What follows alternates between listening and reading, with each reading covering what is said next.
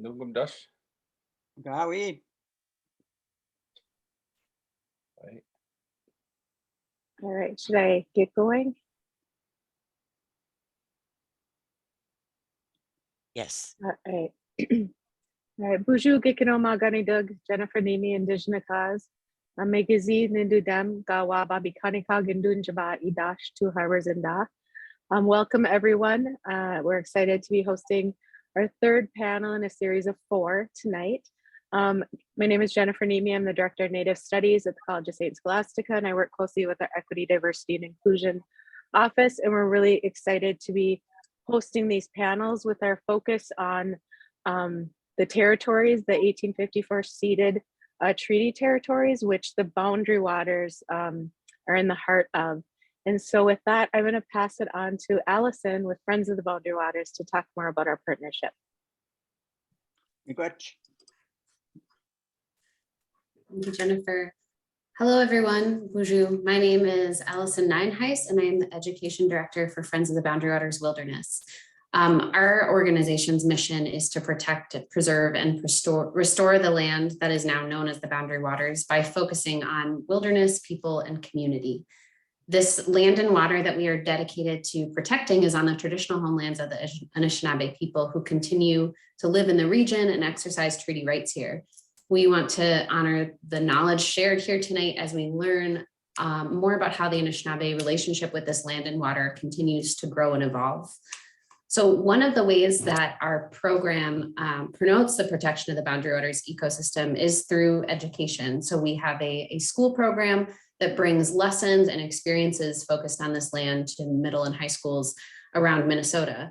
And so this panel series is part of a year-long project that we are collaborating with the College of St. Scholastica on to incorporate the stories and perspectives of the Anishinaabe people into this curriculum. So the recordings from our conversations here tonight will become part of the school programming that we offer to schools around the state. This project is a collaboration, like I said, between Friends of the Boundary Waters and the College of St. Scholastica, and it was made possible through a Heritage Partnership Program grant through the Minnesota Historical Society. So I'm going to turn things over to Dixie Dorman, our project coordinator.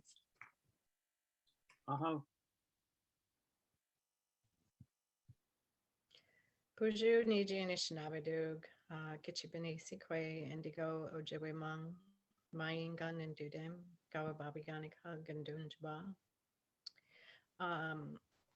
I am the project coordinator for this project. I feel really honored to be a part of this project. I've been an educator for the last, I want to say 17 years, and it's just such a really awesome place to be with building curriculum and knowing that this project is assisting in the process of indigenizing curriculum and passing along our Anishinaabe understandings of how we see the world and how we interact when it comes to even tonight's topic, which is maanomin, but also with the Boundary Waters area, but also with the world around us.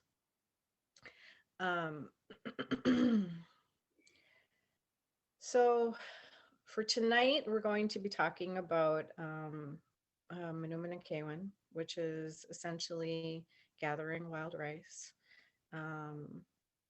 That'll be the topic that we will ask our panelists to talk about. We will start out with introductions of all the panelists. And then we will move on to doing a prayer for the evening. Busway Waasegiizik will be conducting the prayer. I've passed tobacco to her. And I was asked to remind the people who are in attendance to use the Q&A for your questions instead of the chat. It's easier for for Jennifer and Allison to monitor the Q&A. What does that mean? Okay. So do you see down at the bottom, Coco, down at the bottom of your screen, there's all these like little icons, and one of them says Q&A, Ngawi? and then there's one that says chat. Okay. Well, What that's what does it actually, mean though? what's that? What does it mean though? Q&A or That's for the people. That's for the people to ask you questions. okay. Yep, they'll put the questions in there. So we can use both languages or what? Yep. You can Yeah. use whatever you're most comfortable with. Waawaakeyaash and I talked yesterday, and he's comfortable with translating again for you, if that's Oh, something you would like. I have a good one, so I'm gonna do it myself, I think. No, I don't see Okay. anything that you're talking about here. Okay. Yeah. Huh, I'm not sure why it's not showing up on your end, but that's okay. Jennifer and Allison will be monitoring that and chiming in when the crowd asks questions, people in attendance. All right. Ginatam Coco, can you introduce yourself, please? Yeah. Aha, bonjour. Kita na mikawin nem. Ni no kema ga nebi ko kema ko big peba ma shan to go. Wajash nindo dem ni ke go se menekaning oman indonji. Me je gaini na panengi pe maanomin ke beji nak na tishindat niwe ha kapi nap shinan oegi maanomin king. Hello everybody. My name is Nancy Jones, or better known as Coco Jones. And I was just thinking about this morning how, I'm here in Nicolas and Muscat is my clan, and how I used to watch my parents making rice, and that's what I'm going to be talking about. I was just a kid then, so I visualized everything. So I'll talk about that. I was a native language teacher for a long time, and then now I'm just at home and teach people, whoever wants to know anything. Me, yeah, me got Miigwech Coco.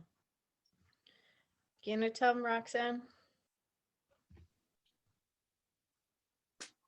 Bonjour, Nandana Magani dog. you. Squad the Mokwe and to go. Mabaje she and do them. Mashkazi being and Donjaba. Shaganashi and Wanajana. Like everyone else, I formally introduced myself to you. And I often think about, that introduction and how it is that when we introduce ourselves, that I'm not just introducing myself to you. And so I'm always thoughtful about how it is that I say that, because I'm addressing all the spirits too, and I'm letting them know who's talking. And so I think about that a lot. Hey, so I tell you who I am, Bushkwa the Mokwe, and then I tell you Waasegiizik is my clan, little feisty creatures. And I guess once you get to know me, you'll see that kind of fits a little bit. I can be a little feisty. I tell you I'm from Bad River, Wisconsin, which means that in that way, it's kind of a land acknowledgement. It lets it be known that I'm not in my home territory. And so I carry myself in a very particular way, because I'm not in my home territory. And I'm very respectful of those that have permitted me to be in this place and in this location. This is the homeland of my grandchildren, but it's not mine. So I kind of keep that in mind, that I want to be a good relative. And so I think about that too, and how, now this whole thing with land acknowledgements, and I appreciate it.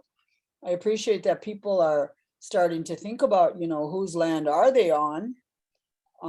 And what does that mean? And where are the people who this land belonged to? But there's so much more to say. So even as we talk about rising, I think about that stuff. And then last little bit, I'll say is my better. So I feel a little better today. I might be a little more chatty. I'll try not to be too chatty though. Miigwech. Miigwech. Well, miigwech. Ginatum. Oh, let me see here. Who was next? My apologies. Ginatum Waawaakeyaash.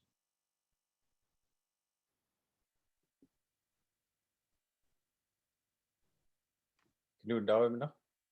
Hey, Ganagus. Ginanagus. Uju kina niin Waawaakeyaash ndigu gizi ndudem nisquabikang niin dunjaba. Uju. Uju indaya uma dawa zaga iganing nungum. Danokiyama odawa zaga iganing kikinumadi ugamagong wadu kuraring Anishinaabe. Mi Yodiga Tajikinomagoswad Nini Johnsonanig Nij Niwil Gaiwini Wadanuki. I'm Keller Paap, they call me, or Waawaakeyaash. And I'm from Bald Eagle Clan, and I'm from a place called Red Cliff, Wisconsin, up on the peninsula in northern Wisconsin there by the Apostle Islands and Chequamegon Bay. I live at Lakudere, Waasegiizik, Wisconsin, northwest Wisconsin. I work at a place called Waadukudaring, and that's started as a school about 20 years ago, and now it's an organization that's dedicated to saving our language and revitalizing the Anishinaabe language in education for our community. And grateful to be here, grateful to be with all of you and talk about this exciting topic of maanomin, which I consider is at the core of our Anishinaabe existence, who we are as Ojibwe Anishinaabe people, and why we specifically reside in this place on planet Earth and the universe. So it's a good topic, and grateful to be here and to help and to share what little I know. Miigwech, Miu. Miigwech. Miigwech. Oh, Ginatum Waasegiizik. Now, bonjour, Kikano Mage when anyway. Michael Waasegiizik, Indigenous cause, Makwaninto Dem. Wikwem Kong, Dibing Dagozian, Midashoma, Wishkong Sing, Aindayan Nungum. Nindanokio Ma Nungum Glyphwick, Great Lakes Indian Fish and Wildlife Commission. Nakadek.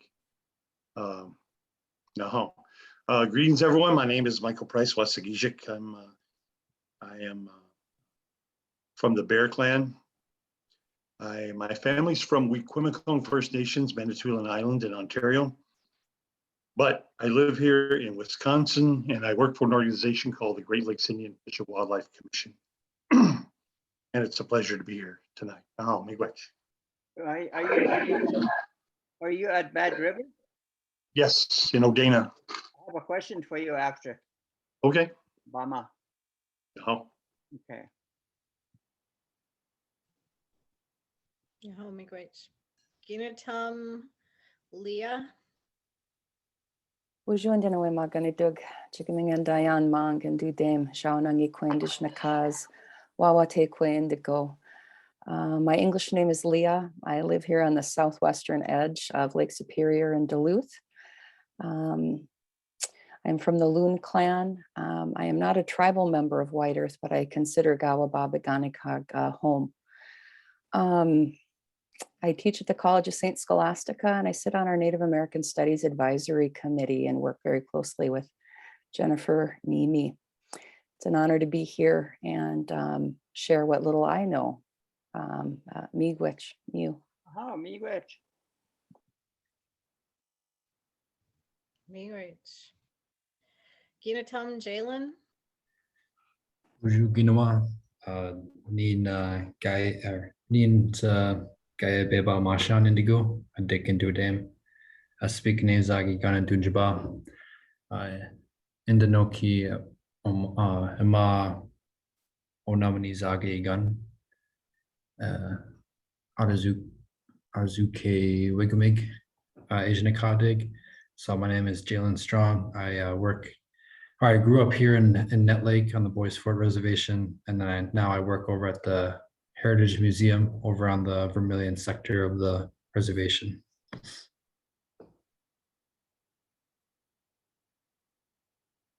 You. Miigwech. Oh, Gina Tom Buswewe Anamakikwe.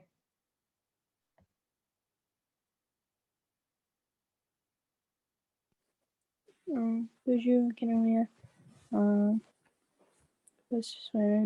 Basarana Kikwe Indigenous cause, Mako and name, Scabkin Chiba. Buju everyone, I am Lily, and I am here to do the prayer, and I am really grateful that the topic is about rice because of wild rice because it's a big thing for the community and it tastes very good.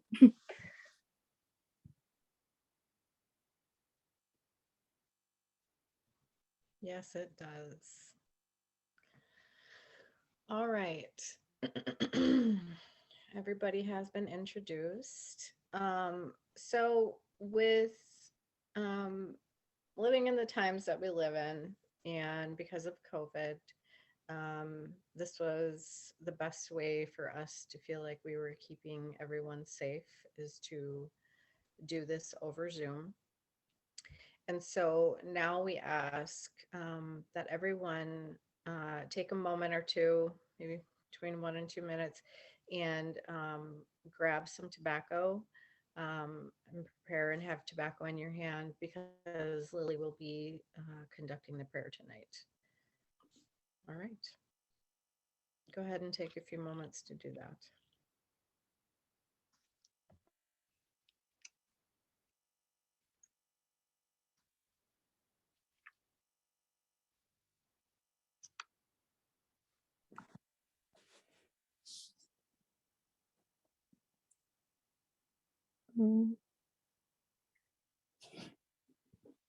Hold on.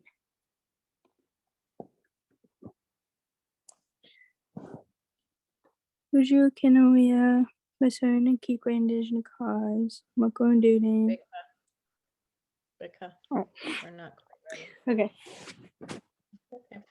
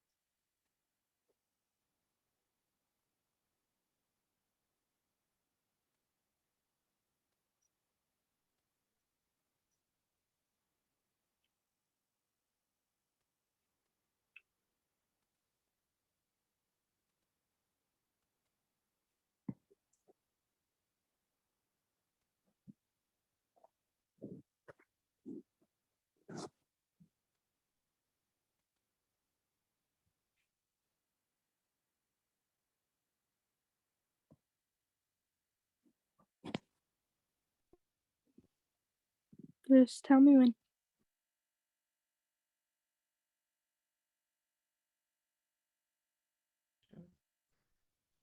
Okay, for the panelists, if you're back, if you could turn on your camera just to let us know that you're here and ready.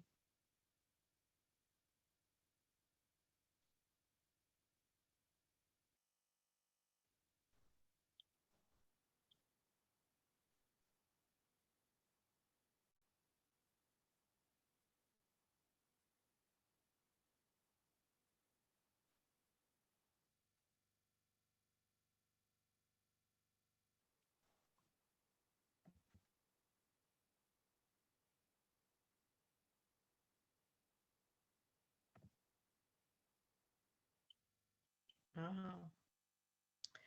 All right. Busway maanomin, if you could get us started.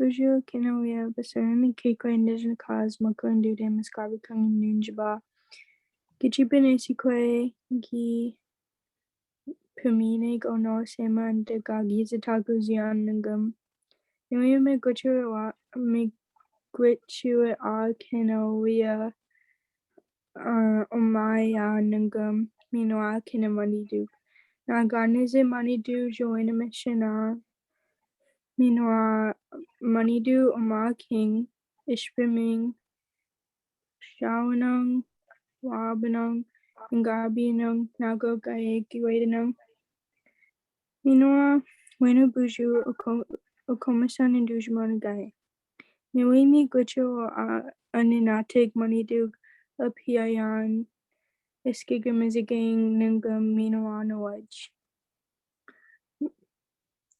Mani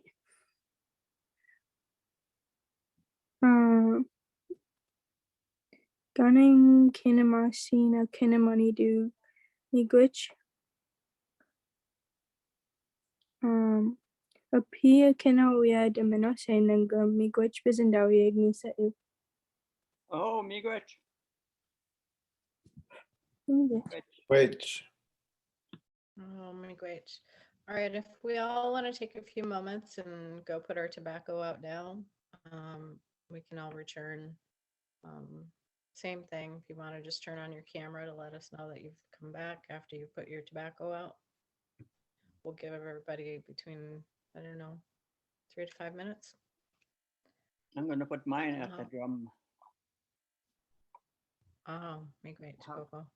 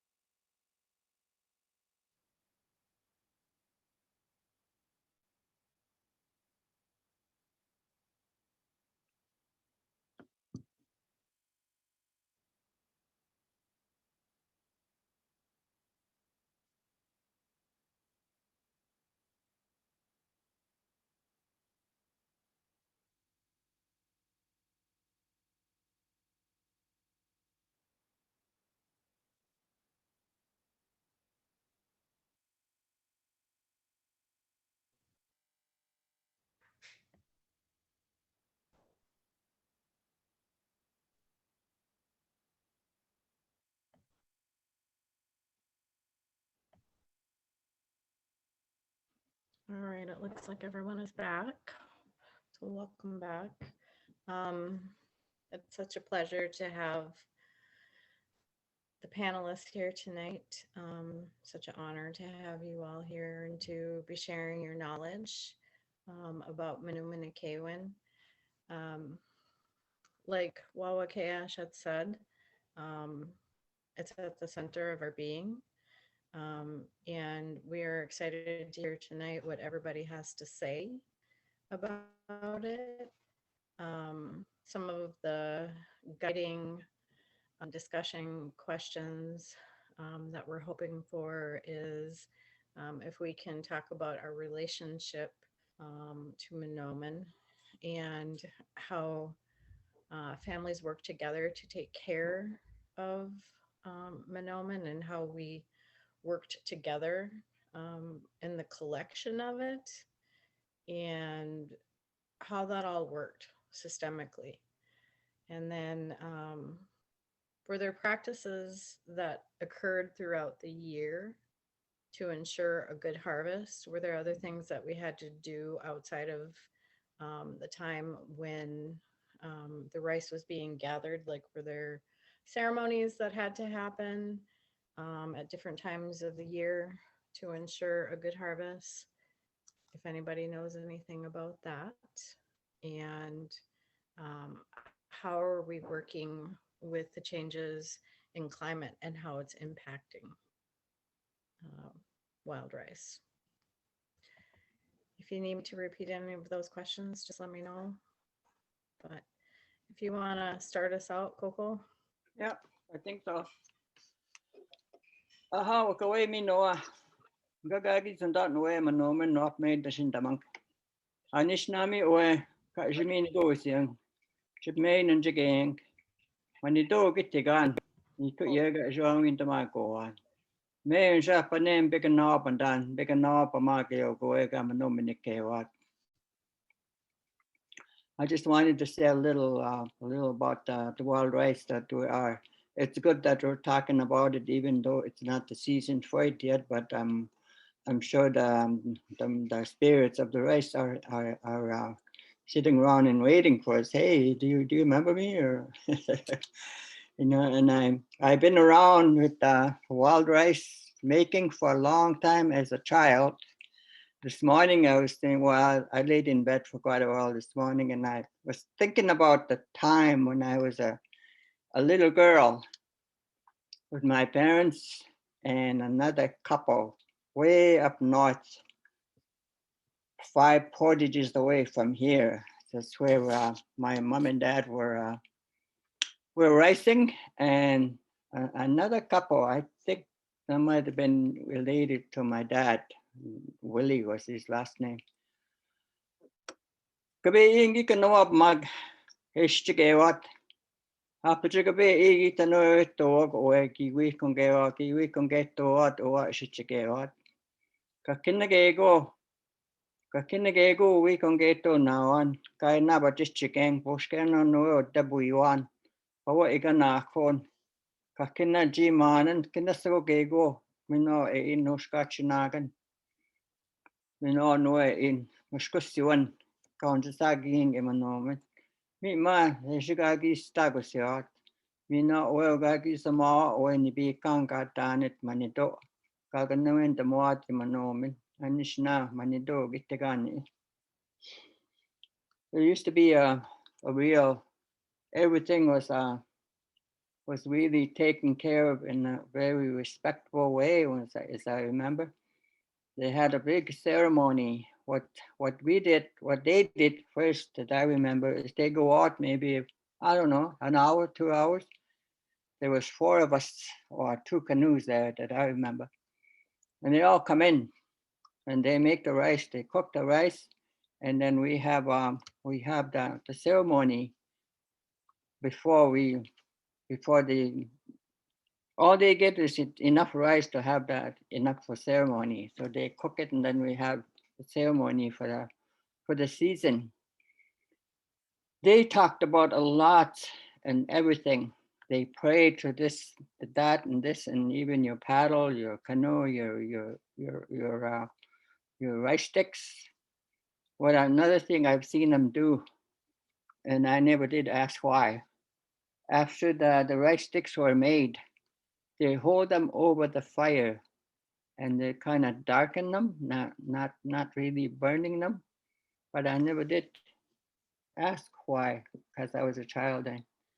So there was four pickers, my mom and dad, and another couple was way up north, like I said, fire portages.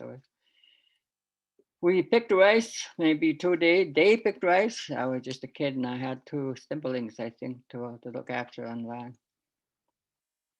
And I don't know, might be 5, 6 years old, but I was like trusted to look after my siblings, and they were way out there.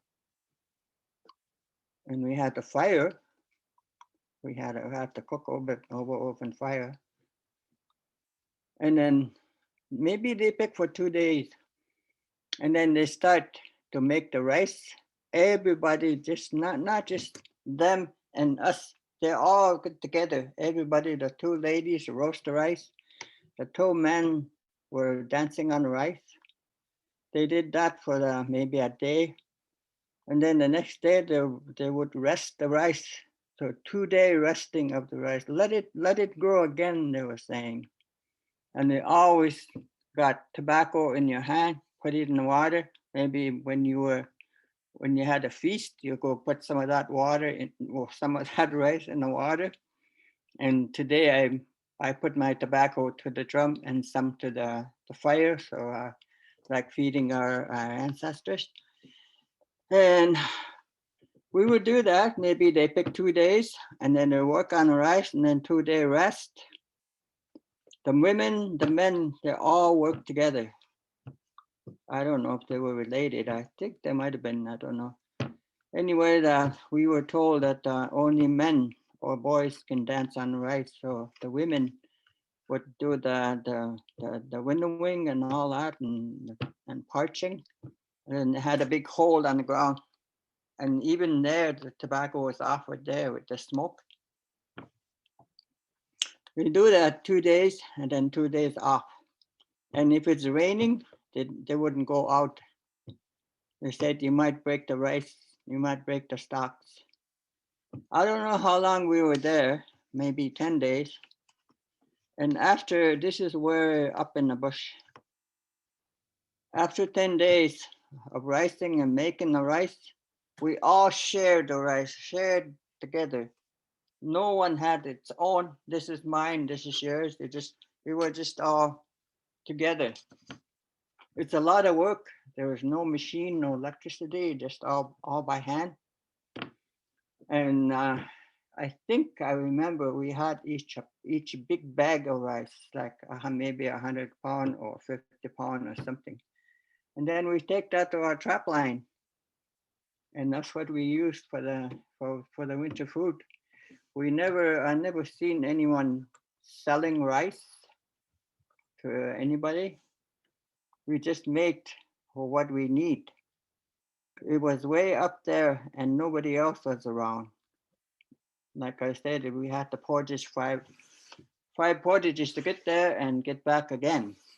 So we worked hard, bringing the rice home again to where our trap line is. Our trap line was close by there where the ricing was done. But the other couple, they have to come back to, I believe they were from Seine River or somewhere. So everything was shared. Nothing, no one has more than, if one canoe gets more, the other one didn't get much, they still all get together and share what they got. Because my mom and the other lady, they were all the roasting rice all together, just all in one pile. And the kids, we were told, don't step over the rice, don't step over anything. I was the only girl there, and my siblings were 2 boys, and they told us that only men can dance on the rice. And we had lots of fun. We even shot a deer there. Somebody shot a deer there, and again, we just shared everything. It was good. It was so clear this morning when I thought about it, because I know this is what we're going to be talking about today. And I kind of missed that today. I still do ceremony for my family. I don't know how the others are doing, but I know that a lot of it has been transferred to the rice machine area somewhere, rice factory. I don't know. I still make my own rice. I can't go out anymore. My son Dennis and I will share. He goes and get it, and I cook it. So I think that's a good deal there. So we did pretty good last year. I still got rice today, and I'm not greedy. I'm just want enough for the winter. And I love wild rice. My kids and my grandkids, they love wild rice. So I tell them where it's come. It's a creator's garden. I said, he made a garden for us to eat. Okay, that's good for now, and then maybe I'll share some more if I want to listen to you people first. Miigwech, bisin dawayak. Wow, great, Coco. Aha. Roxanne?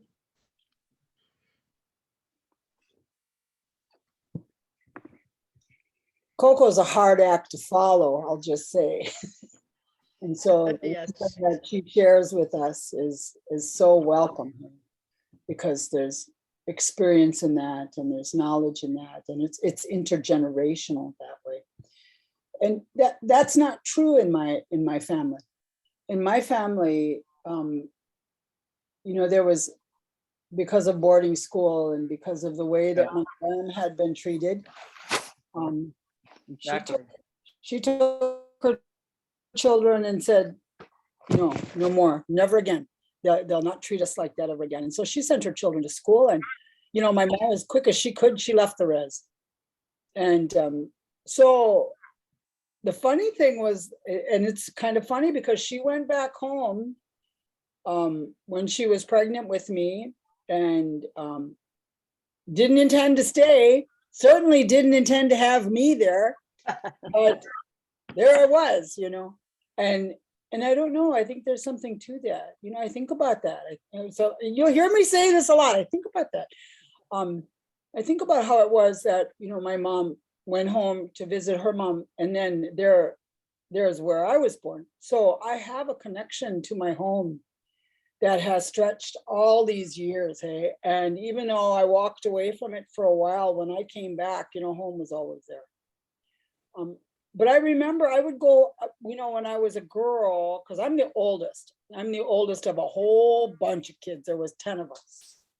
And so when my uncle would come around and he would say, I'm gonna be going up to Bad River, he'd ask my mom, because they were really close, them brothers and sisters, eh? He'd ask my mom, would any of the kids want to go with me? I'll take one of the kids if they want to go. I'll go. I was one of the first ones. I was the oldest, huh? So to me, it was kind of an escape that I would go home and I would visit with my aunties. And then as I got a little older, I'd say I was probably like 10, 11. I started traveling with them to powwows. And the end of powwows, and I still remember the route. Uncle hit the same powwows every year. And it was always in heading to Bad River. And it always ended with ricing. And so I knew nothing. I knew absolutely nothing. I just kind of hung around and I watched, and my auntie said, come on, get ready, you're coming with. Oh, okay. I went. And so that's how I learned about rice, was just tagging along. I kind of didn't get a choice. Come on, we're going, let's go. Oh, okay. And so that's what I did.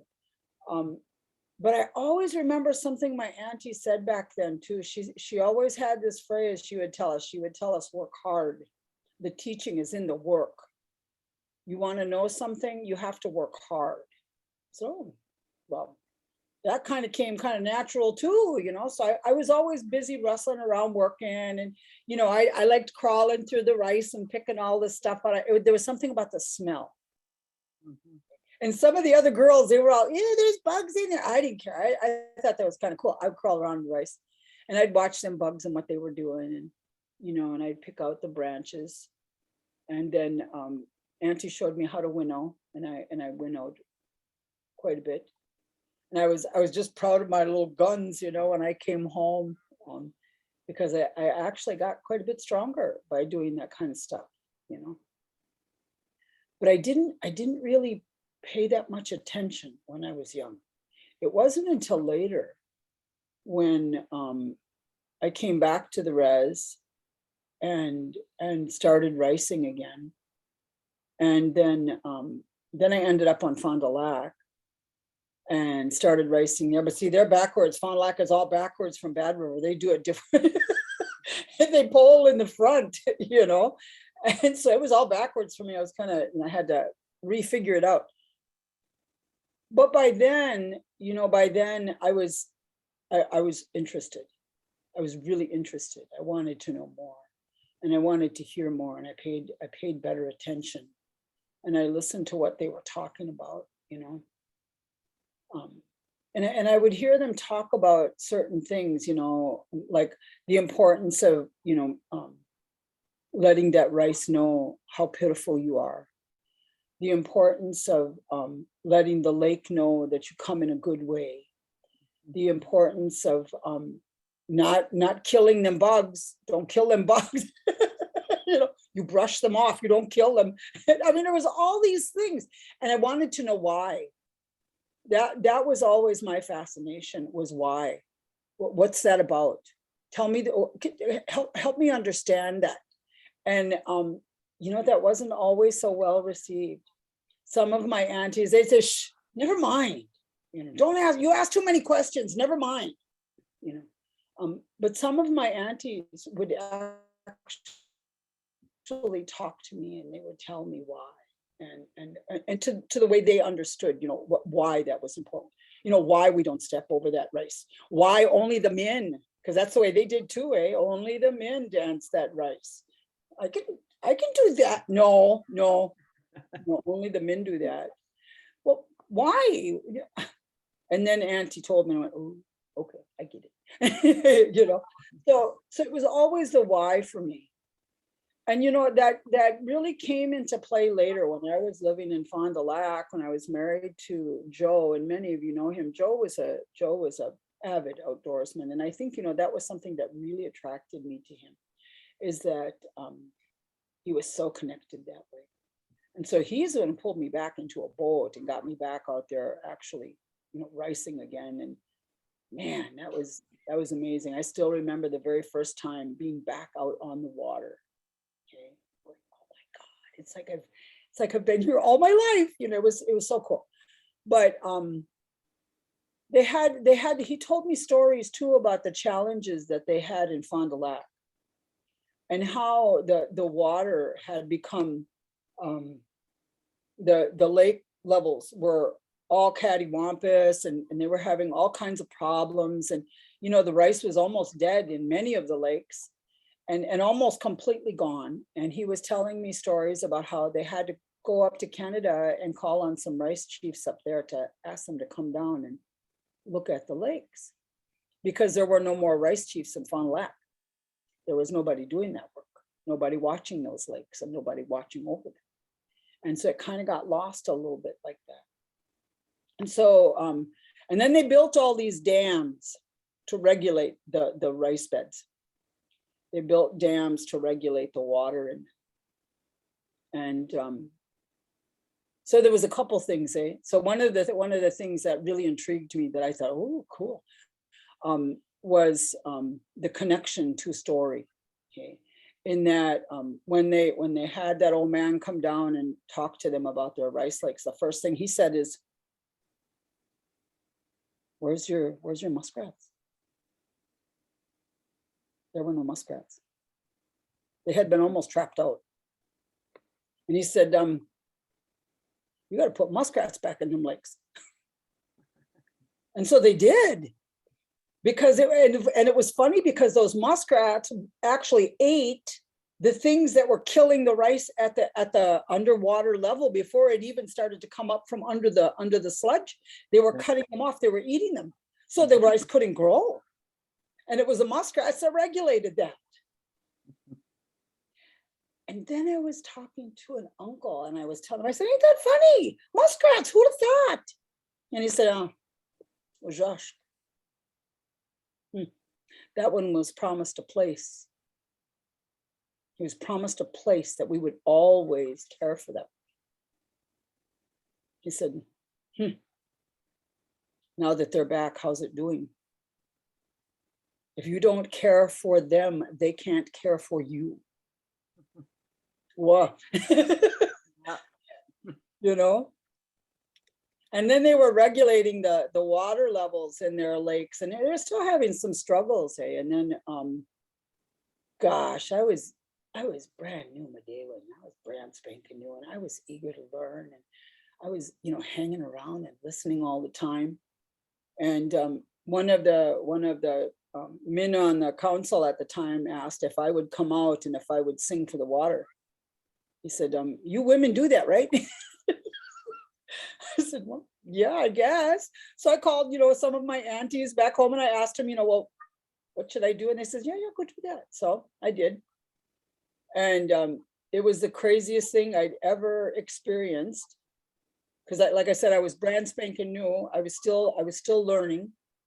And as if I'm any less new now. But I was still very, very new in learning. And as soon as I lifted my voice out, anybody who knows me knows I have a really big voice, eh?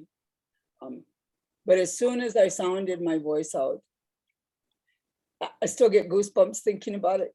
It was like there were 1,000 women behind me and all of them were singing. And it was, I tell you, it almost brought me to tears. And they were, it was as if, you know, they were trying to offset what the dams were doing. Because here they were trying to regulate the water level. And that's something that they were supposed to let the beavers do.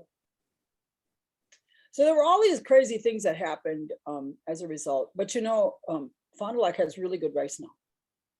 They very rarely mess with those dams, and instead they've let the natural world be a part of it. There's someone I know that goes out regularly, offers prayer to those waters, offers prayer for those foods, offers prayer to all those Manidug out there.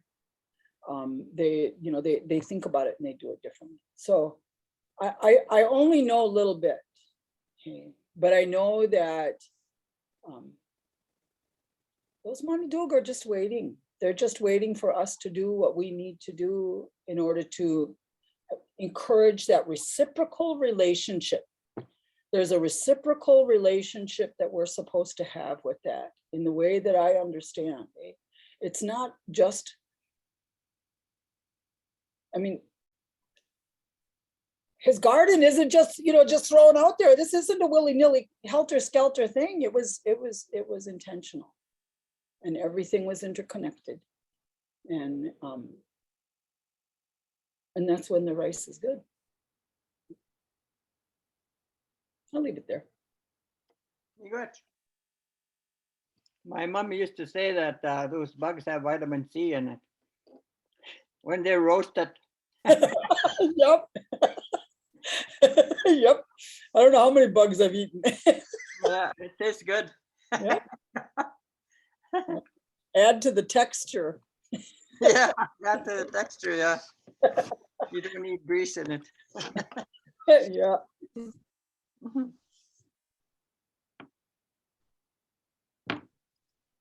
Great, Roxanne. Waasegiizik.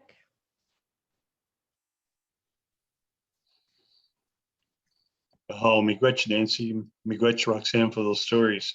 Oh, my good. So I work at the Great Lakes Indian Fish and Wildlife Commission. I am the traditional ecological knowledge specialist. So my job is to integrate Ojibwe language and culture and traditions with the science that we do at Glyphwig. So I have a background in science. And as a scientist, I have this curiosity to know how things work. But as an Anishinaabe, I have learned over the years what my relationship and what my connection are to the animate beings, the living things in our ecosystem, in our environment, in our home.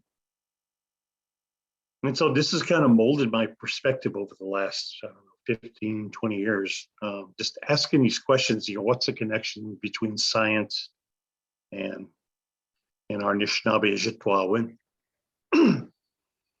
And one of the words I learned from an elder from Cass Lake, he's passed on now, his name was Wallace Humphrey.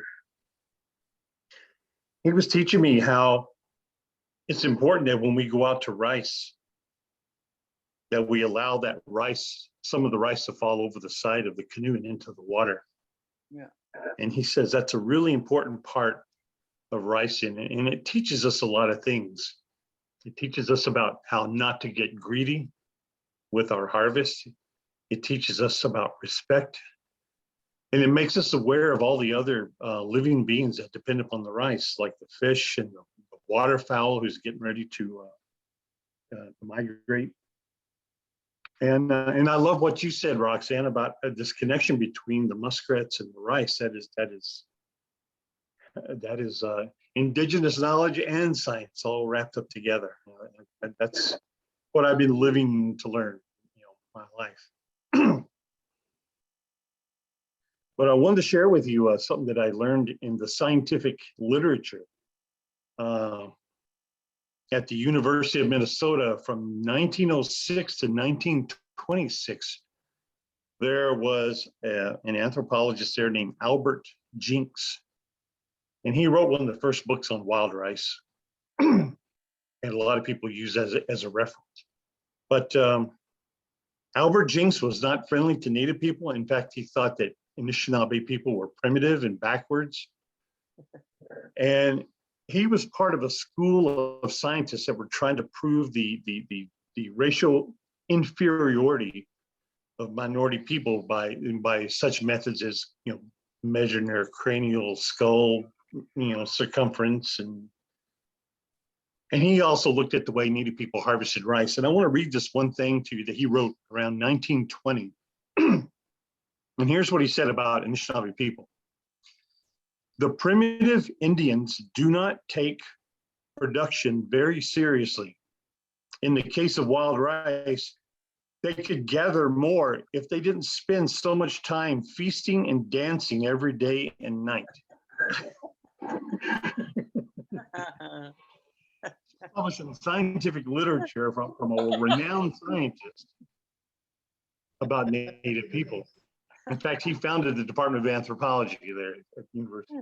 Anyway, we didn't know how to harvest rice. We were just feasting and dancing and partying too much, and it was a big waste of time. And that was his proof that we were inferior. But the one thing Albert Jinks never did was he was probably never acquainted with Native people to the point that he could understand their philosophy and their life ways, and realize that feasting and that dancing was part of building the relationship with maanomin that would last for generations. He was looking strictly at production and quantity data. And of course, Albert Jinks was part of the movement to try to hybridize wild rice into more of a harvestable grain. So here's where two worldviews, the science view and the Anishinaabe view, just clashed. Mega clashed. This teaching about the rice that falls into the water, and the word for that is bakobise. Bakobise. It falls into the water, and that's what Wallace was trying to teach me. But this is the way we do it in the Anishinaabe way. And when I took my son out ricing for the first time, and I watched him, I seen exactly that. I watched that rice fall over the side, And the only thing I could think of is like, well, it's reseeding the beds for the next year. You know, because wild rice is an annual species. It grows from a seed every year. You know, so that rice that falls over the side and into the water is absolutely vital for not only sustaining the rice, but sustaining us as Anishinaabe people, for sustaining everyone who depends upon a healthy rice crop. So I just wanted to share that with you, this contrast between harvest science and bakobise. It falls into the water. Now, Too much dancing, Nance. You're planting when you do that, bakobise. You replanting. Also, another thing I've noticed is sometimes we get ducks in the fall, or way. No, that is in English. Anyway, when I open the guts, and sometimes on here, there's a whole bunch of rice here, and then they fly away. They go plant it someplace else. They puke it out, or they come out from the other end. So so the ducks and the birds are helping us replant here and there. So yeah, we have helpers. The geese is what I was talking about. Wait.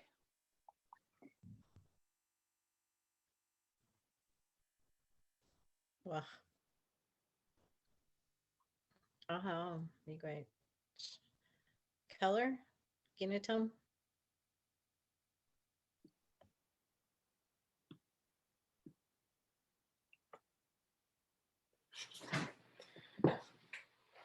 You guys are tough acts to follow.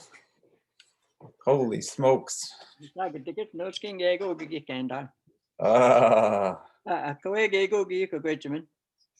Ani Anishinaabe taman oe guys is the gang oe. You abandink. Zoom ani Anishinaabe taman Anishinaabe mun kataman. Anishinaabe we ne kataman. Munch. Kbe igen inge o anendo. Ida ika gwech migo ka no sagani ge kitoan oe. I'm going to zoom you ge kitoan. Could go zoom in. Zoom in. Inge showing the mark. I showing great that the win. Yeah. I showing great that the win. What? You got to go get no suck. I showing great that the win. Okay, go up. I mean, I showing great that the winning. Waasegiizik tadi win. Minute. Asian Naman guys, it's a gang. Wow.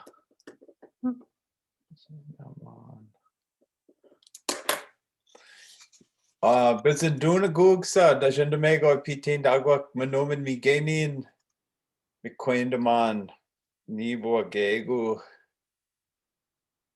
ga tashi kaman kogi kikino mawagwa gekino maganug. I just kept a whole bunch of notes here. Of course, you know, the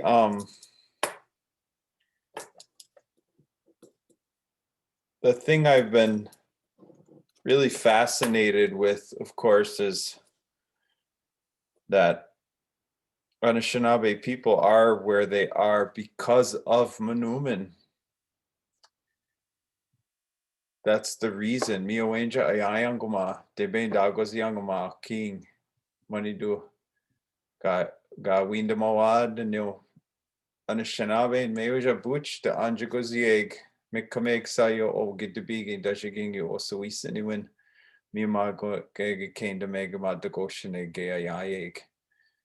And that's really how we got here, how we're here. So it's because a long time ago they were told to be in the place where this plant grows.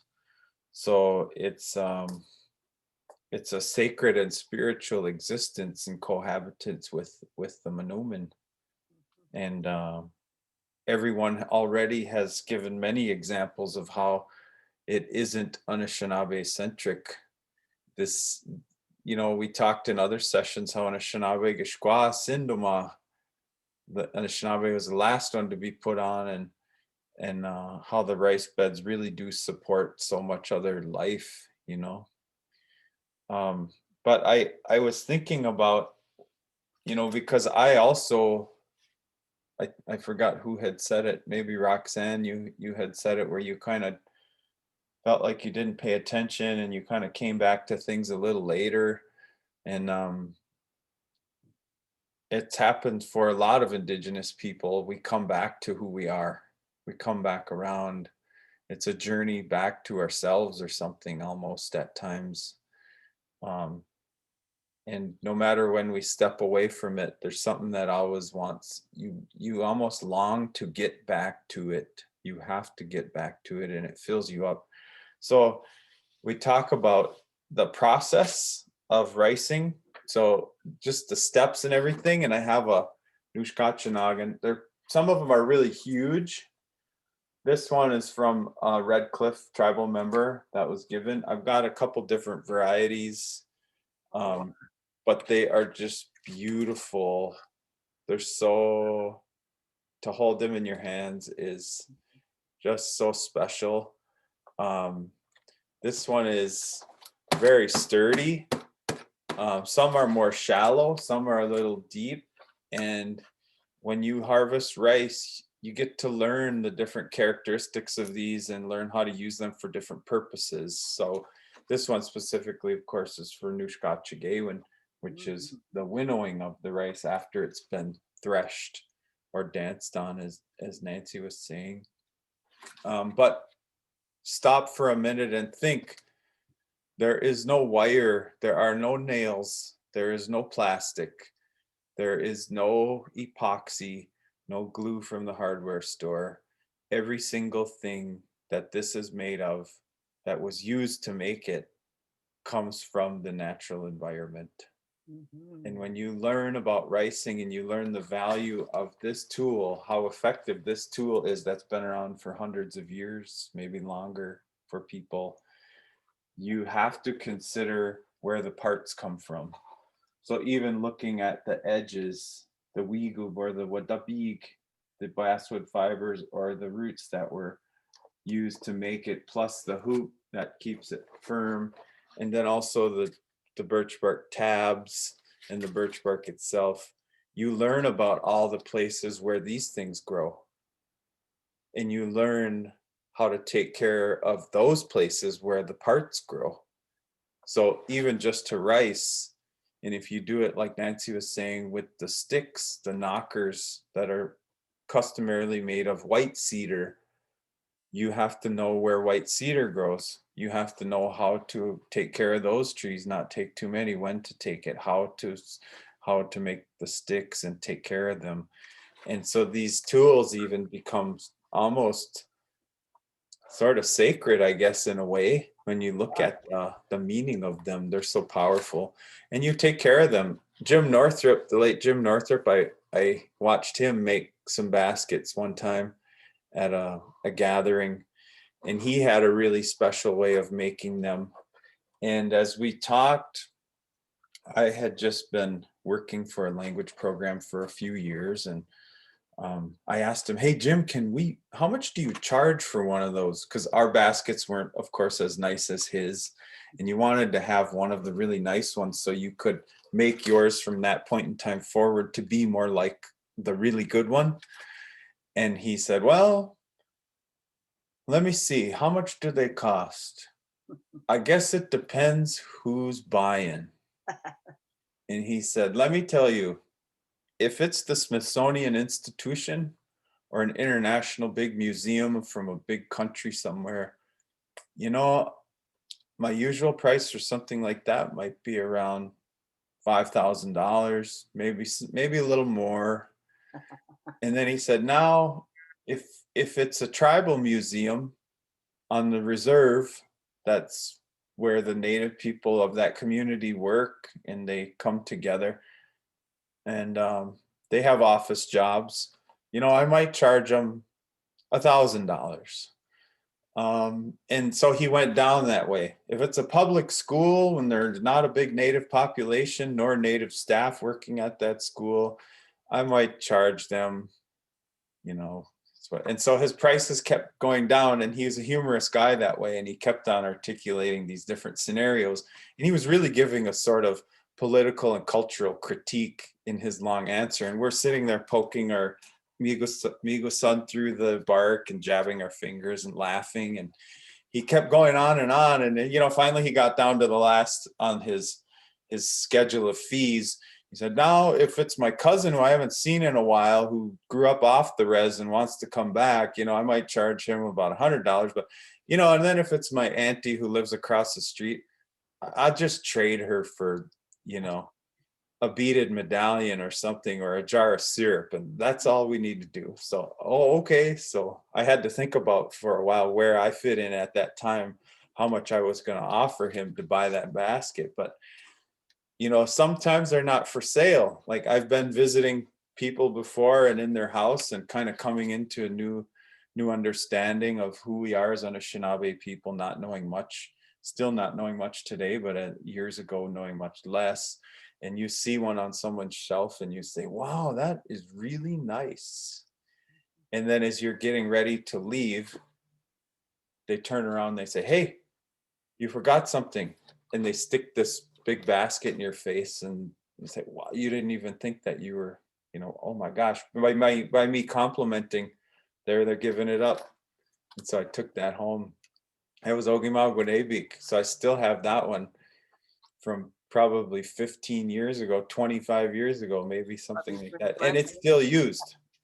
So my wife, for instance, her grandma's been gone for a number of years now, but her family were big ricers. And we still have her winnowing basket. And it must be many, many years old, more than 50 years old, and it's still in good shape. So these things last. You might have to maybe re-sew some things from time to time, but they last. So we teach too at school, in teaching children how to harvest rice from their earliest memories in preschool to get into the canoes and go with us, so that it establishes a new normal, that it isn't a one-time field trip for a school to go out, that this is something we do and we prepare for all the time. So that they just think that this is what we do as Ojibwe people. This is part of my everyday activities. Maybe in the fall time when the school starts, we always went maanomin. But in those cases, I wanted to teach them how to make these, and I knew how precious weegwas is too. So I found a place, and also just through asking people to save their old boxes. So we cut cardboard into large sheets, and we would use cardboard actually as our patterns. And I would show them how to do the stitches. I don't know if you can see it there. Yeah. But I would show them how to do that with something that resembled these materials, but so that they could practice and get the hang of those basic skills. So we would do that every year. First grade, same time. Second grade, same time in the fall. Third graders would make them. And then we would actually use the cardboard baskets as well to show them that you don't always have to have this one to get the work done.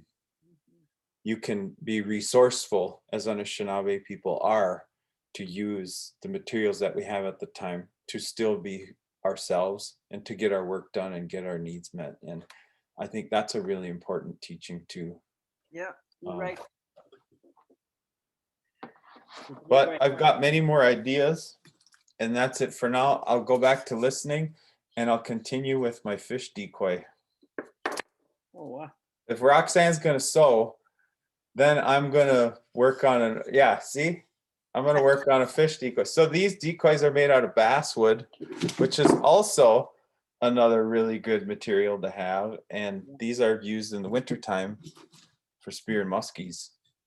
So nice. I'm getting hungry now. I want Coco to start frying some fish in a little while. Miigwech. Aha, miigwech. Yeah. Oh, me great. All right. Ginatum Leah. Oh, wow. I have to tell you, it just, my heart feels so good listening to all of your teachings, all of your stories. And wow, it's certainly an honor to sit with all of you and learn from you. As I had mentioned, last time we were here, I didn't grow up in our traditional ways.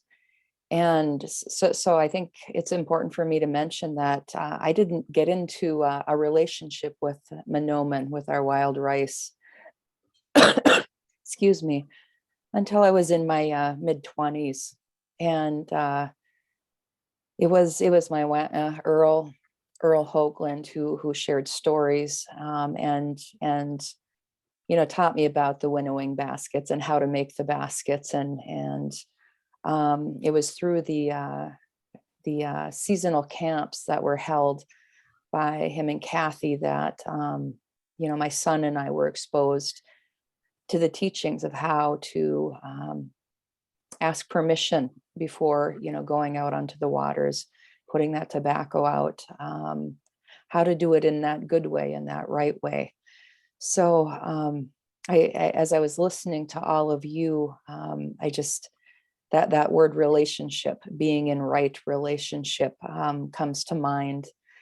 As Nancy shared about the different roles of the men and the women, and the generations of relationship, not only with one another as humans, but with ancestors and relatives and aunties, and Roxanne had a very similar stories, in returning home, and Michael, sharing about I think the individual's name was Jinx. That's quite the name, that anthropologist, and about relationship. And it really hit home, and it just reminded me again of the importance of our relationship, our old relationship with the spiritual relative of ours. And some of the work that I've been doing with students is to help people return to those right relationships. It's unfortunate that a lot of our relatives, not necessarily our Anishinaabe relatives, but the broader spectrum of relatives, have forgotten how to be in relationship with the natural world, with all that lives. And I just I think our relationship and our teachings surrounding maanomin are just so important. Keller, mentioning that it's not just about the rice, it's about our relationship and our understanding of when to harvest the birch bark, when to harvest the wheat group, to sow these birch.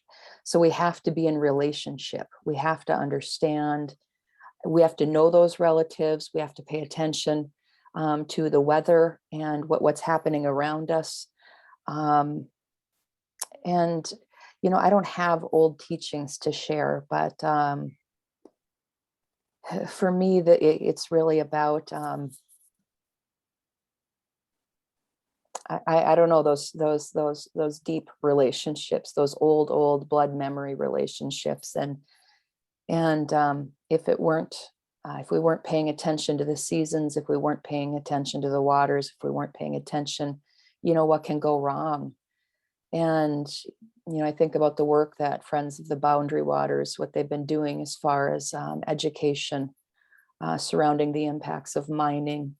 I think it was Roxanne that had talked about the dams, that the damming that was going on the Fond du Lac Reservation, and the importance of the muskrats. And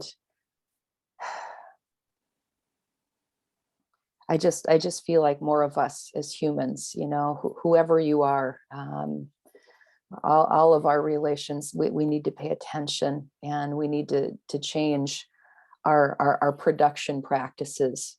We need to play more with the rice. We need to dance more with the rice. We need to sing more to the rice.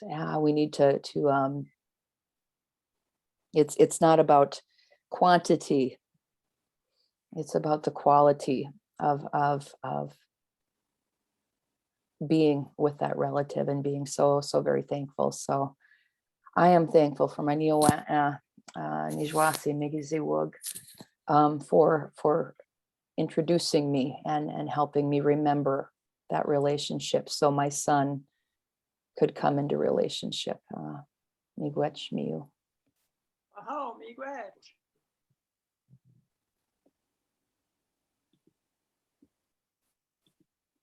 Great, Leah. Jaylen? Bonjour. So a lot of what people have been talking about has really kind of sparked a memory or sparked the light bulb and the thought of the stuff that kind of makes me who I am today. And, I think about like when I was growing up, I never really thought that my family was like traditional in the sense, because we didn't have anybody that was Meday, and we didn't really have anybody that was like practicing ceremony. And so when I was growing up, I was like, oh, we're traditional just because we don't believe in Christianity. We don't have anything that we're believing in. And so I remember like not really understanding the relationship that we had between us and the lake here.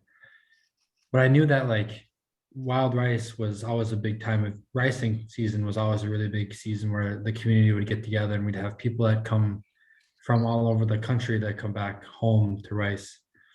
And down at my grandma's house, it's kind of in the middle of the community here, and people would all come and they would kind of dry out their rice there, and we'd parch it all as a big community, just kind of one after another. And I remember being a kid and having like all my friends there, and like all the elders and all the like my parents, my grandparents, and my aunties and my uncles would all be playing their tunes, and they'd be laughing and joking around while they're finishing the rice.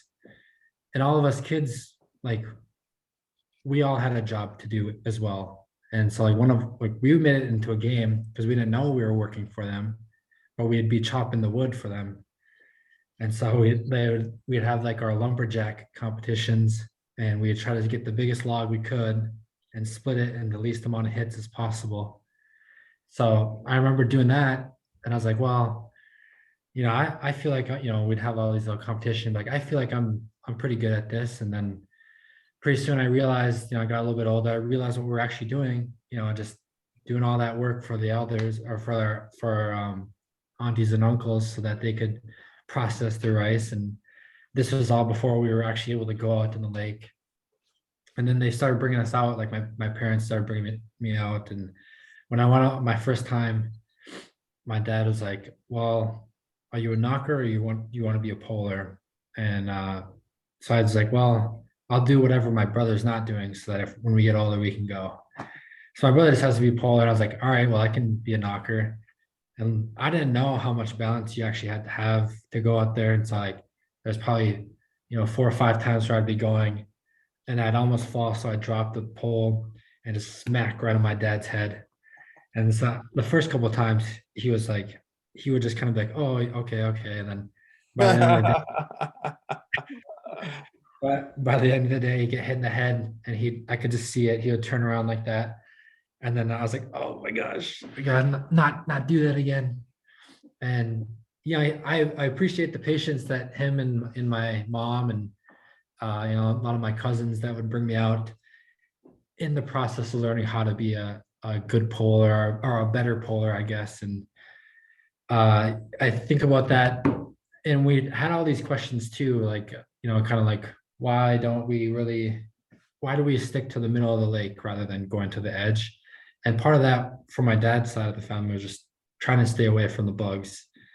And I remember like whenever we were in school, we'd have other schools come around and we'd have like a rice camp for them, and we showed them how to parch rice. And a lot of the kids that would come were non-native kids. And so, you know, me trying to show off to my non-native friends, go pick those bugs up and, hey, check this bug out, put it in my mouth and eat it.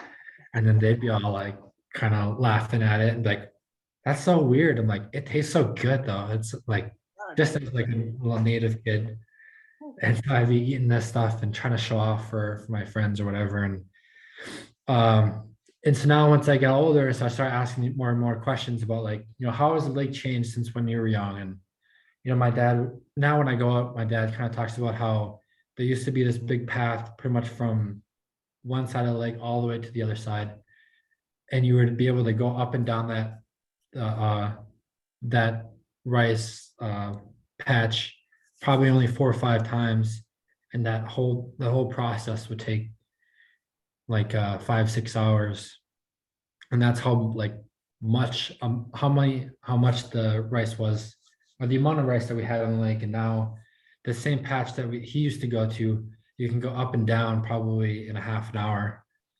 And so I was kind of asking him why, and we were talking about, you know, climate change and how the weather throughout the year change affects that, and how whenever there's a drought, it initially is good for the rice because it needs to be within a certain amount of feet, within like 5 or 6 feet or whatever, or below that level, and that would help the rice grow. And so whenever we had these droughts, the rice would start to grow like a lot more. But then as the stalks started to stand up with such a small amount of rice or water on top of it, it wasn't really able to ever stand up straight and be able to ripen up. And so at this last couple of years, it's been a little bit harder to go out and get the amount of rice that you used to be able to. So I remember them talking, my aunts and uncles talking about, you know, my great grandparents being out, and how this one time they used to, like, everybody in the community would have almost like a little unspoken competition to see who was the best ricers. And so you'd go out, and my grandpa especially, was one of the biggest competitors. So I remember like my mom talking about, you know, he'd go out and then they'd come back and he'd look over at the next canoe and there was just a little bit more rice. So he'd tell my mom, get back in the canoe, we're going back out. And so they'd go out for another hour or two and then come back and they'd have just a little bit more. And then they'd be like, all right, that's good enough. That's good enough for today. And so like talking about like that and just thinking like, I don't really hear about that too much anymore. And we're talking about like the dam that they built back in like the 80s and how like that's starting to kind of go out in the last couple of years. But then how the rice at the same time in our teachings has like a 7-year cycle. So that once the rice gets seeded, it takes about 7 years for that rice to really fully kind of bloom and ripen up to the point where those seeds can get moved to the next spot. And so in the job I have now, partially as just like the history aspect of it, but I've also kind of taken over some of like the tribal historic preservation work for the tribe. And so we talk about like how to protect that. And so whenever we talk about like ceremonies and doing all that stuff, kind of coming back to not thinking my family was traditional, there's a lot of traditions, and ceremony doesn't always have to look like singing a song or necessarily always offering food, but there is like this reciprocal nature within offering, you know, tobacco or having these good feelings and this good relationship with the spirits when you're going out to like harvest the wood for the fire, when you're chopping the wood for the fire, you know, when you're using that same wood to parch up your maanomin. And so the same thing is, it's to us, it's a ceremony. And when you start to learn more about it, you learn how like a lot of this stuff isn't like a set ceremony, but the whole process in itself is the ceremony.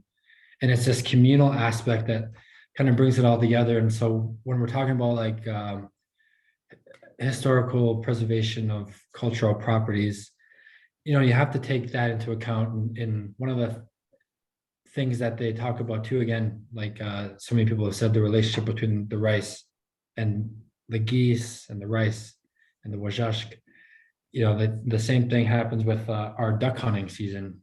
You know, they always used to say that, like, if our rice harvest wasn't good, our duck hunting season wouldn't be as good either. And, you know, I never really gave too much thought about it. I just thought that while they were migrating up, this seemed like a good lake to stop at. And what I didn't know is that it was the rice that was kind of calling them in so that they could feed and they could, you know, paddle around and help us, you know, restock our lake. And so when I talk about like historical preservation, you know, you really have to think about not just the rice itself, the waters that the rice grows in, but also the animals that interact, the environment that they interact with. And then as Anishinaabe people or anybody that's going up there to harvest, thinking about all the different organisms and plants and animals that they have to have this relationship with in order to have a healthy harvest and a healthy environment for the rice to grow in.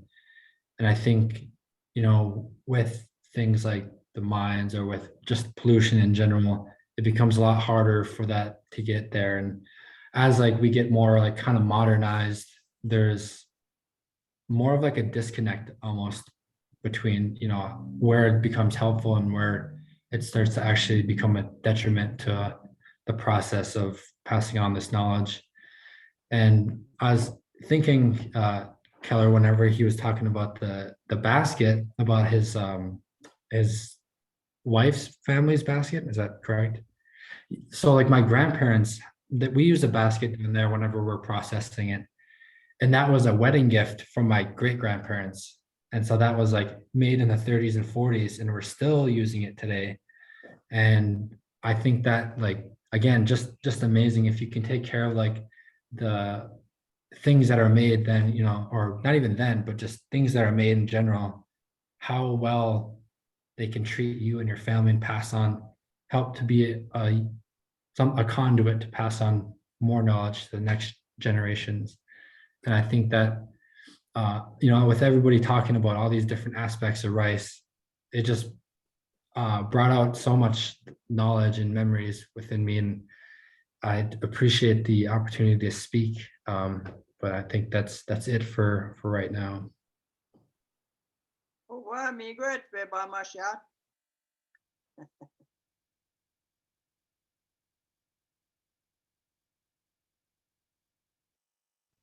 Me great. Anybody else? All right, Coco. Can we hear from you again? Me? Yeah. Magisha Waawaakeyaash gan kanotat nuegawi ikitoan yu Anishinaabe gagi ikit. Ag ginon tawag gichaya ag magisha go 1990, early 1990.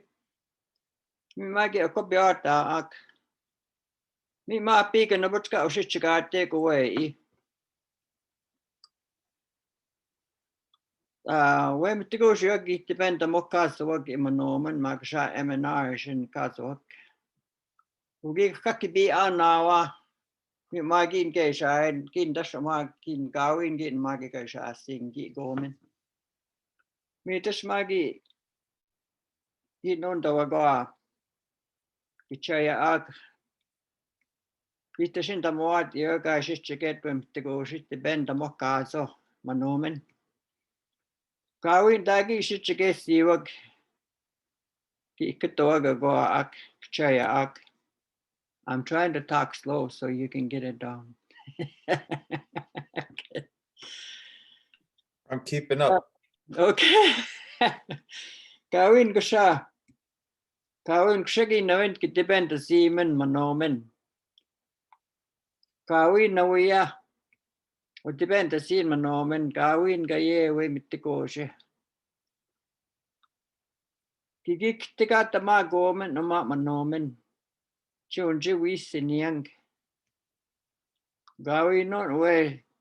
Chunji gimi we ityang. Mita siya ko siya awatan the Anishinaabe. Mine kung git non tam pe shop magaya wat. Kawin gin man gucci man tiko. Yo tikin gucci shan keto. Men sa taska isichike wat. Tibego gi shao yo ko idiot kawin gucci shin sa oasi. Nico besan ma tenaka so ko idiot miske man nigi go semenikaning. Saga egat magaya ki moskene san me sha. Ni tashma ni bioga pi jawat tabuyak magsha chike maga gen shkonikanan magsha chim aganing nagachuanang kakichuanong kuchichimi teso maga gen shkonikanan metan chkaming maga pi jawat saga egani gawi nawe guchogi shin sha gusiwan gawi nawe git dependency nem tego shia. Pinky non da na pat nya kain gi oban tasin magsha in the 40s, 50s maybe. That was before I started taking rice. Me yeah, ki mas chegeo gi iketog kachaya ag kawin that dependency manitok short dependan o manitok she o kitigan. Me yeah ga ketwat. Mi tas nungom minin enen taman organ yon jagasi na kemanome. Kego depend again manomen kego kion joken kego on jigitas ken manomen. Mi yega ka keto apan gagi pisentawa ka kiki mi nego seven kusha ki nawen ka kinna jon tan jikeyang. Mi yeah. You go which in gispen sit station kego. You can sit stomach. Oh, wow. Mi gwait chanuji and minwa abeding. We quadjatu and pichigash ketuyan wa. We wind magaya and got kidoyan. So, it's a powerful teaching. This, what she's sharing and talking about, as she had recalled listening, hearing some elders talk in the 90s, she thinks 1990, maybe around there sometime, but there was talk of the Ministry of Natural Resources, which is a environmental regulation sort of governing agency there in Canada, similar to probably what we have in the States, maybe at our state levels or national levels. Wisconsin DNR, Minnesota DNR, those types of organizations. And she had heard that they wanted to regulate and designate harvest areas for people, Anishinaabe, that said, you live here, well then therefore you have to go over to this area. This is going to be your harvest area, and you guys over here, you're going to have to go over there. So she recalled too that then once the elders in the community caught wind of that and found out that it was being discussed that way, they started to speak up, and they met and talked about it, and were in strong disagreement with that approach for the wild rice management and approach to like establishing harvest rights and that type of thing. And she said, there in no way can this be owned. You can't own this. We don't own it. The Chimokaman, the non-natives, they do not own it. And it was planted. This rice was planted for us, so no one can own it. It was meant for us to have, to use in our places where we live. So wherever you see us, that's where there's rice nearby. We have a right to harvest that rice. This is our territory. These are our homelands. And this sacred food was put here for us to eat from. And she named some of the area reserves there next to what they call red gut. That's Nigigun Minikaning. But there's Chimaagani, and that's Seine River and LaCroix and Couchiching and Stangie. Northwest Bay, Stanley. Yep, Northwest Bay, Miigwech. There was a lake here, Otter Lake, it's just right here. Years ago, I heard that it was full of rice at one time, and these people I mentioned, they all migrate there.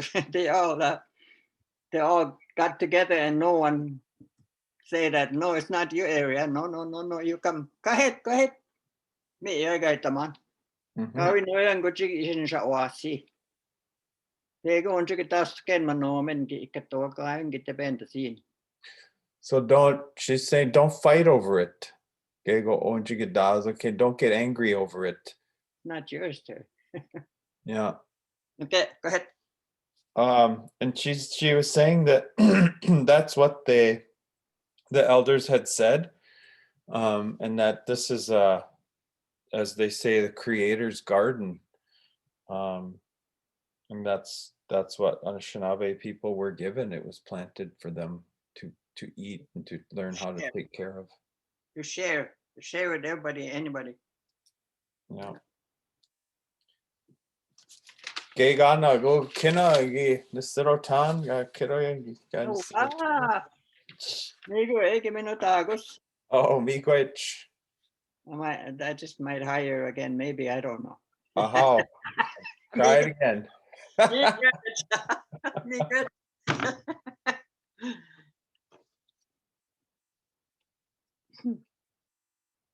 Yeah, I really believe that the way things are today, because there's too many people. I'm the boss here. You can't go there and whatever.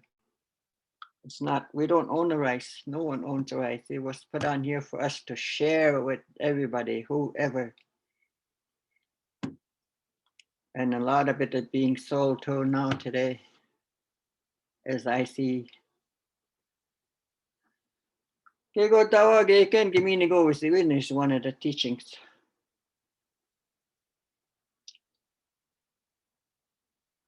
Do you know that one, Keller? Yeah. Yeah.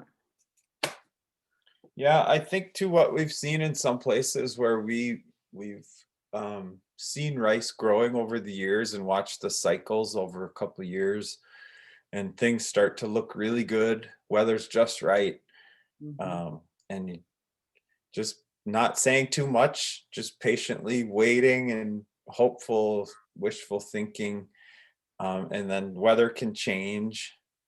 And that can be a dramatic, effect on how it grows from there, if it grows. Or the other thing too is, I think maybe not having enough knowledge that some places in the communities, people could benefit from a little more careful regulation. And by that, I mean, like, some people go out too soon. Well, and the rice isn't ready. Well, I the elders asked them. That's what we did. Yeah, and I think Migo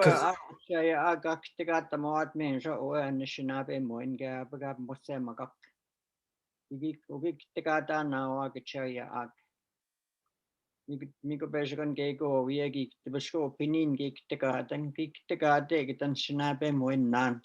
Meusha, Kawini Kang Dajamagassano. Can you sit on? Yeah, I agree with that. I think too, like in where we live here, the like non-native people can get ricing permits to harvest. And I think even the indigenous people here too, like the tribal members, sometimes they don't know that when is a good time to go. Maybe they go too early and they really beat up the rice, and so it damages it almost, so I think we could do maybe a better way of helping to educate the community, or if people want to harvest, like when is a good time to go. And then I like that idea you said where they gave it 2 days off. I see that in some communities too that have a really good Makes it last longer. Yeah, Fond du Lac, like you said, Roxanne, that is how, and then in East Lake too, some of the other communities too, where they're very, very particular about management.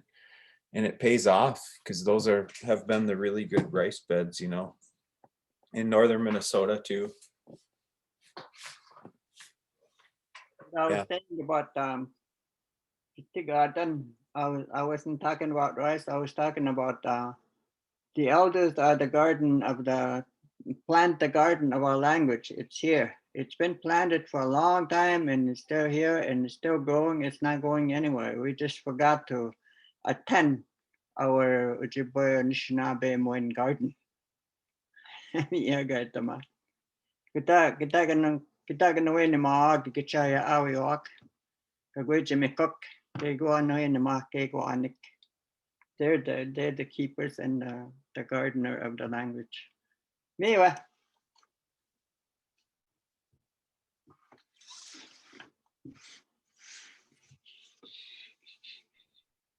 All right, Dixie. Oh, good. I know she's gonna bark at me in a second, so I might as well just jump in here.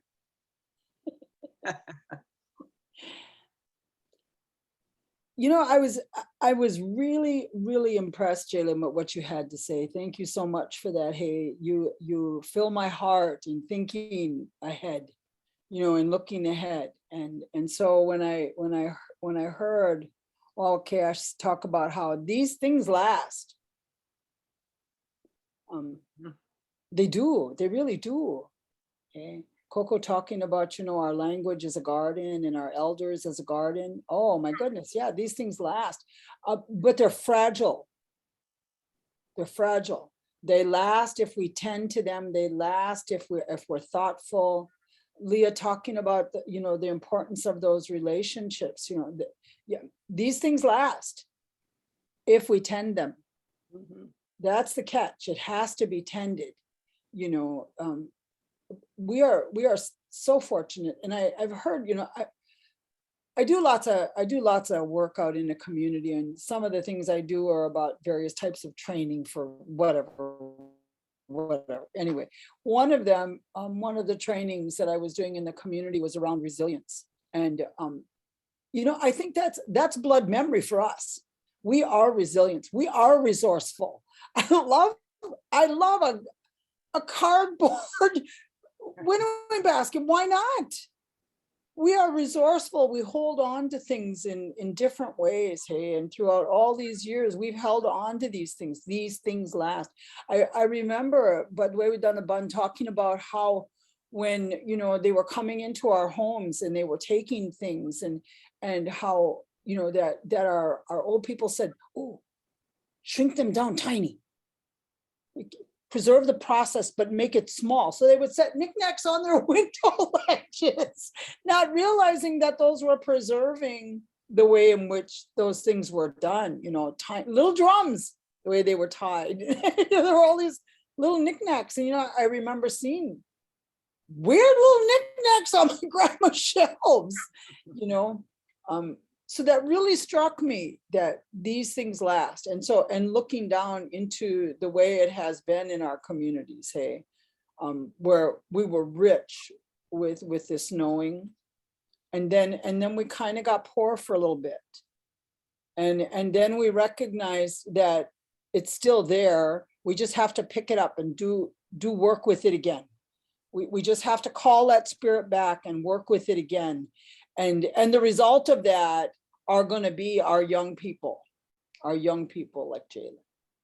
Thank you for that. I tell you, that just fills my heart, listening to you talk and listening to you, you know, talk about your memories and the way you think about tradition, and the way, because, you know, it's changing, and you're going to walk into a world that we can't walk into, and we're going to be happy knowing that you're there. So we'll send as much ahead as we can. I wanted to also just take a real quick thanks, you know, do a Thanksgiving to those who have invited us to be here, and to the panelists, you know, those who are sitting in the background here listening to us.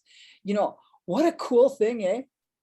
What a cool thing. It's like being a fly on the wall. Dang, who'd have thought I'd be one of the flies? I love it.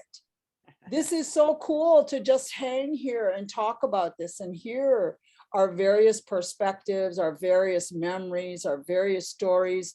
But yous are like flies on the wall. How cool that you get to eavesdrop in on this and you get to hear this. Oh my God, I hope you do something with it. Please don't let this just sit here with you. Take it out, talk about it. Hey, as friends of the Boundary Waters, you are friends. Hey, you are friends of this land. And that's what you want to take up. So I'm really happy that we've had this opportunity to just visit like this, eh? Gaini, I'll- me too. I'll land on one last thing that in the lodge that I belong to, I don't know how it happened. I really don't. I just work. Hey, I'm a worker bee. And so there we'd be feasting again.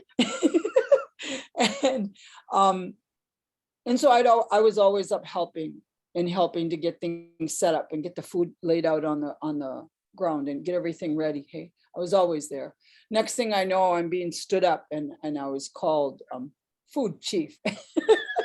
Oh crap, that just means hard work, more work. But you know, over the years, I've learned an awful lot about the importance of our food. And in the way that I was taught, those primary foods that were given to us, okay, and the way you hear Coco talk about that was given to us to be shared. Okay, those primary foods, rice is really sacred to us. This is one of our most sacred of foods. And we had a whole group of us from various places that were all together, and all of us who were kind of, you know, the orchestrators of food, making sure the food was ready and it was there. We were all sitting around talking and talking about the teachings of each and every one of those foods and the gift that they give us, because they give us more than just the sustenance. They provide for us a very powerful teaching, each and every one of those foods. And so for rice, the powerful teaching of persistence, of perseverance, okay, of not giving up. Oh, and I sat there listening to him, I thought, oh my God, how cool is that? And I thought about being out on the water. And, you know, the wind is blowing and you're trying really hard to reach for the rice and not break it. And, you know, the boat is moving and maybe your partner is not bringing you where you want to be to get the rice, you know, and how hard you had to work to get that. Okay. And how good that tastes. That very first batch right on the shore, how good that tastes, eh? Because of the perseverance. The perseverance of our people and how they've kept this and they've held this and they've held on to these teachings. Okay. And they've sent it down. They've sent it down so that Jaylen will give it to his son and his son will give it to his son. Okay. That is beautiful. Okay. That is beautiful. So dang, I'm so glad you're flies. You know, I didn't know I'd be one of the flies either, but this has been really, really amazing. Thank you so much for this. Coco, I so appreciate everything you have to say. Waawaakeyaash, you know, you just sit back there acting like you're all quiet. You know, Michael, gosh, you know, I am so pleased. Hey, everyone has added a valuable piece. Leah, you think you didn't contribute, but when you talk about relationships, that is at the heart of it. Our relationship to the land, our relationship to the water, our relationship to our ancestors, and our relationship to our children. It's all there. It's all there. So that's it for me. I hope that's a wrap up, because that's all I got. Me for all the kind words. I'd like to talk to Waasegiizik if he's still there. Or is he gone? No, he's there. No, I'm here. Can you shut your recorder? Are we done? I don't want No. this to be recorded. Oh, I don't know. That's up to Dixie. I think we're still on the air. I think we're still on the air. I was just doing my sign out. Okay, I just want to ask question there, Waasegiizik. Dixie, wanna close us out and then I'll shut off the recording and Oh, okay, okay. yeah. Yeah, we can. And then you can, and Jen, are you saying then the two of them can talk? Yeah, I just want to ask question after the recording. Yep. After the prayer, yeah. Okay. All right. Hey, Dixie, So I'd like to share one little, it'll take just a couple minutes. We were talking about relationships and the rice. I just learned something that I was always in the back of my mind when I thought of wild rice. And what I learned is that wild rice needs to have ice. It needs to have the lakes frozen over in the wintertime. And what I learned scientifically was that when the lakes are covered in ice, there's no oxygen exchange between the air and the water. And over an extended period of time, the oxygen level drops in the water. And that's absolutely vital for wild rice to germinate. It absolutely needs that. That's how come you don't see wild rice growing in the southern states, south of Wisconsin, because none of the lakes freeze over down there. So there's a relationship between our climate, the weather, and the viability of the wild rice. It absolutely needs the ice in the wintertime and the freeze up. But one of the concerns we have about climate change is that, if it starts getting warmer and, the ice is shorter and shorter and shorter, what impact will that have on the rice on the long term? So that relationship between wild rice, maanomin, and the lakes freezing over is absolutely vital, not only to the rice, but to us as Anishinaabe people. Now, Right on. Miigwech. no, Well, miigwech, everyone, for showing up. And I'm just so honored to be here too, and just to hear all of this, and just feel so grateful to be in this position and to have the opportunity to hear all of this knowledge and wisdom that you all have to share. So I'm deeply grateful. And with that, I think we can kind of wrap things up, and we can let Coco and Waasegiizik connect. And I don't know if Jen, how long are they able to stay on? Should they maybe exchange phone numbers or something? Not going to take long. Not going to take long. Maybe 2 minutes. Okay. What I'll do is, just as a reminder, our last fourth panel next week, next Tuesday, same time, is 6 to 8. And we hope people come back. I think what I'm gonna stop the recording, and then any attendees that are lagging, I'm probably just gonna remove them, and then I'll give you the heads up. And then we can slowly remove ourselves. What's the topic for next week? Hunting and gathering. Oh, okay. Oh, that's Coco's. Good, good.